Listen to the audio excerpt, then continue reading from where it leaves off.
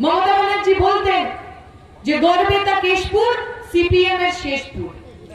আজ মমতা ব্যানার্জিকে আমরা এই ঘাটালের মাঠে দাঁড়িয়ে চ্যালেঞ্জ করছি। মমতা ব্যানার্জি 11 সালের পর থেকে বামপন্থীদের ঘর জ্বালিয়েছে। মমতা ব্যানার্জি 11 সালের পর থেকে আমাদের ঘর ছাড়া করেছেন, আমাদের গ্রাম ছাড়া করেছেন, কিন্তু তবু এই পশ্চিম মেদিনীপুরের বুকে লাল ঝান্ডা, সাদা ঝান্ডাকে শেষ করতে পারেননি। যদি হিম্মত থাকে তাহলে এখানে এসে দেখে যান, এখানে এসে দেখুন এই মুখগুলো যারা আপনাদের সামনে বসে রয়েছে। আপনার রাজনৈতিক দল যারা করে, আপনার তৃণমূল যারা করে, তৃণমূল ছাত্র পরিষদের যে বাবা কাকা জ্যাঠারে আপনি কলেজের সামনে বসিয়ে রেখেছেন, কালকে আপনার সরকার থাকবে না, তারাও আপনাকে tata bye bye good bye করে চলে যাবে। আর আমাদের কংগ্রেসরা যারা এখানে বসে আছেন, জিজ্ঞেস করে দেখুন ওদের, শুধুমাত্র বামপন্থী কর্মী বলে 100 দিনের কাজের টাকা পায়নি। ঠিক বলছি তো? শুধু বামপন্থী রাজনীতি করে বলে বাড়ি বানানোর টাকাটা এসেছিল পঞ্চায়েত থেকে। যে লোকটার বাড়ির উপরে ছাউ নেই, যে লোকটার বাড়ির উপরে ছাদ নেই, সেই লোকটার কাছে টাকাটা আসেনি। শুধু বামপন্থী রাজনীতি করে বলে চাকরি পায়নি ছেলেটা। শুধু বামপন্থী রাজনীতি করে বলে গ্রাজুয়েশন কমপ্লিট করতে পারেনি, কলেজের সেকেন্ড ইয়ারে পড়াশোনা ছেড়ে দিতে হয়েছে। আজকে আমরা যারা এখানে এসেছি, আজকে যারা আমরা এখানে দাঁড়িয়ে আছি, আমরা 11 সালের পর থেকে মার খেয়েছি। 11 সালের পর থেকে অন্যায় অত্যাচার সব মুখ বুঝে সহ্য করেছি। কারণ আমরা জানি আমরা যে রাজনীতি করি, সেই রাজনীতি করলে মার খাওয়া যায়, মরে যাওয়া যায়, তবু ঝান্ডার সঙ্গে গদ্দারি করা যায় না, ঝান্ডার সঙ্গে বেবফাই করা যায় না, আমাদের মেরুদণ্ড বিক্রি হয় না। ওরা চেষ্টা করেছে, লোক দেখিয়েছে, পদের লোক বলেছে ব্লক সভাপতি বানিয়ে দেবো, বলেছে পঞ্চায়েতের অমুক জিনিস বানিয়ে দেবো, বলেছে তোর পকেটে যাতে প্রতিদিন 500, 600, 700, 800 টাকা করে ঢোকে তার ব্যবস্থা করে দেব। আমাদের লাল ঝান্ডা, সাদা ঝান্ডা, বামপন্থী রাজনীতি করা ছেলে মেয়েরা চোখে চোখ রেখে বলেছে আমরা সুদীপ্ত গুপ্তর রাজনীতি করি, আমরা সৈফুদ্দিন মোল্লার রাজনীতি করি, আমরা টাকাতে বিক্রি হই না, টাকাতে আমাদের মেরুদণ্ড বিক্রি হয় না। ওই তৃণমূলের চোর ডাকাতের কাছে গিয়ে সব কথা। আমরা যারা বামপন্থী রাজনীতি করি আমরা গর্ব করে বলছি। এই আমরা যখন আসছিলাম মিছিল করে, প্রাক্তনীদের মিছিল হচ্ছিল, ছোট বাচ্চারা, কম বয়সী ছেলেমেয়েরা যারা এসএফআই করে তারা পিছনে, সামনে আমাদের অভিভাবকেরা, আমাদের গুরুজনেরা যারা এক সময় এসএফআই করতেন, 70 বছর বয়স, 75 বছর বয়স, আমাদের সাথে মিছিলে হাঁটছেন, স্লোগানে গলা মেলাচ্ছেন। একটু যখন স্লোগানের আওয়াজ ধীমে হয়ে গেছে, তিনি স্লোগান দেওয়া শুরু করেছেন, বলছেন তোমাদের গলায় অত আওয়াজ নেই, আমরা যখন রাজনীতি করতাম আমাদের তো মাইক ছিল না, আমরা খালি গলায় স্লোগান দিতাম, দেখো আমার গলায় কত আওয়াজ। যে প্রাক্তনীরা আমাদের সঙ্গে হাঁটছিলেন, আমি জিজ্ঞেস করছিলাম তারা কে কি করে। কেউ বলছে আমি স্কুলে পড়াই, কেউ বলছে আমি কলেজে পড়াই, কেউ বলছে আমি স্কুলে পড়াতাম, রিটায়ার করেছি, ক বছর হলো। আমাদের প্রাক্তনী, এসএফআই করা প্রাক্তনীদের যদি আপনি খোঁজেন, দেখবেন এইরকম লোক পাবেন। কেউ ডাক্তার, কেউ ইঞ্জিনিয়ার, কেউ অফিসার, কেউ মাস্টার মশাই।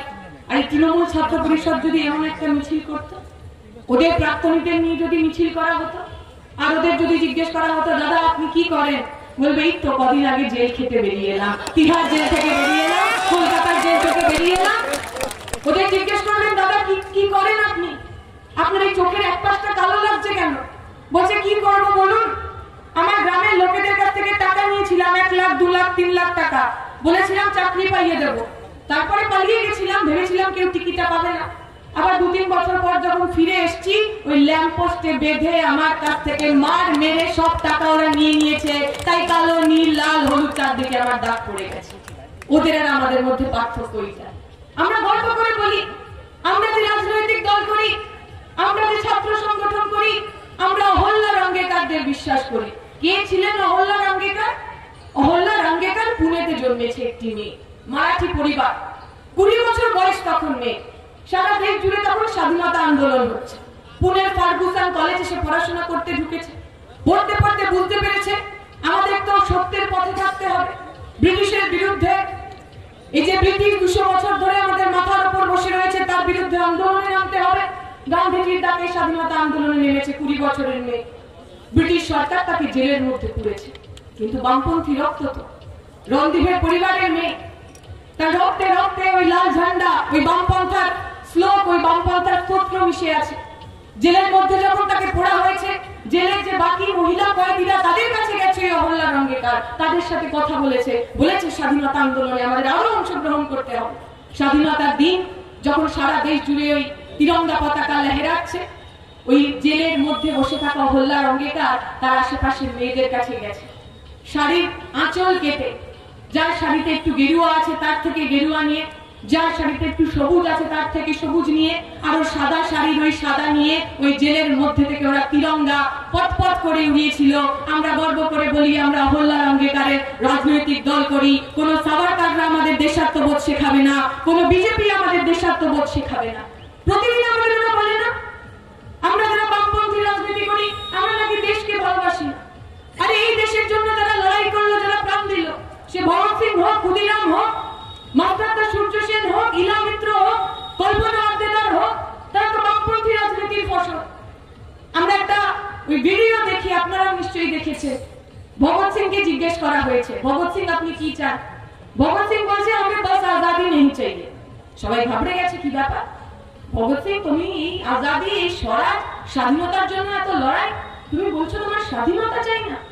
ভগৎ সিং বলছেন মুঝে বাস আজাদি নেই চাইয়ে, আমার এমন স্বাধীনতার দরকার নেই যে স্বাধীনতায় আমার দেশের সমস্ত ক্ষমতা ওই ব্রিটিশের হাত থেকে বড় লোকদের হাতে চলে যায়।